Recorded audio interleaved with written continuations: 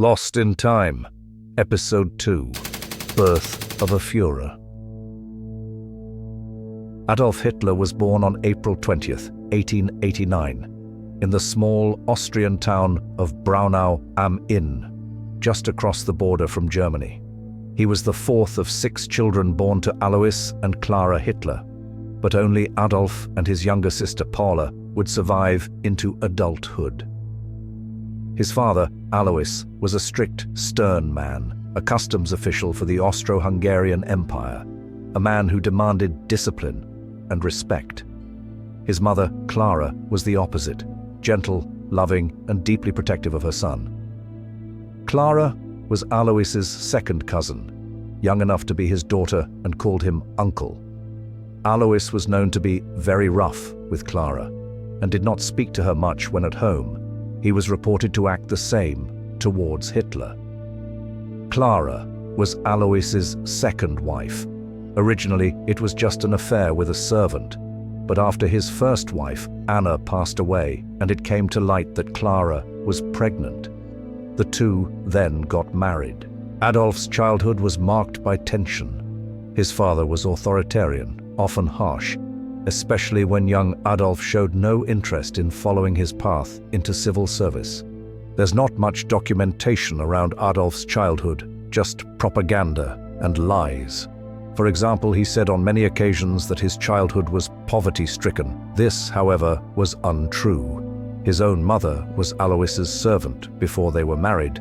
They lived in a detached house with a front and back garden, living a much better quality of life than those around him. Adolf struggled in school, not because he lacked intelligence, but because he refused to follow rules. He loved art. He read obsessively, but he hated authority. He was often described as moody, introverted, and solitary, traits that would harden as he grew older. In 1907, Hitler moved to Vienna with one dream: to become an artist. He applied twice to the Academy of Fine Arts, but was rejected both times. His examiners said he lacked talent. Humiliated and alone, Hitler descended into poverty. He lived in flophouses, sold sketches to tourists, and ate in soup kitchens. During these years in Vienna, he developed a bitter resentment toward the elite, the rich, and increasingly the Jewish community, who he irrationally blamed for his own failures. Vienna was a deeply political city, rife with nationalism, anti-Semitism, and cultural divides. Hitler, isolated and angry, absorbed the worst of it.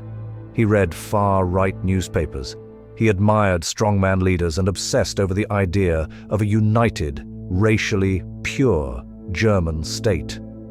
He later claimed this was where his worldview was born, a toxic mix of German nationalism, racial hatred, and authoritarian ideals. In 1907, while still in Vienna, Hitler suffered a crushing personal loss. His mother, Clara, died of breast cancer. Her death devastated him. Years later, even his Jewish doctor recalled Hitler's grief as sincere and deep. With no family left to cling to and no future in Austria, Hitler moved to Munich, Germany, in 1913. There, he hoped to escape the poverty and failure that had followed him for years.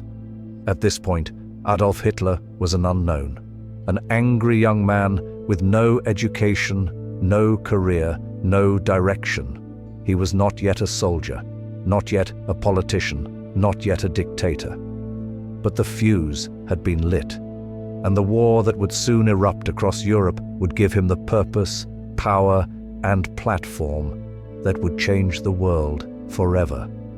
To understand the horrors that followed, we must begin at the beginning, with a boy, a dream, a failure, and a quiet hatred that the world didn't see until it was too late.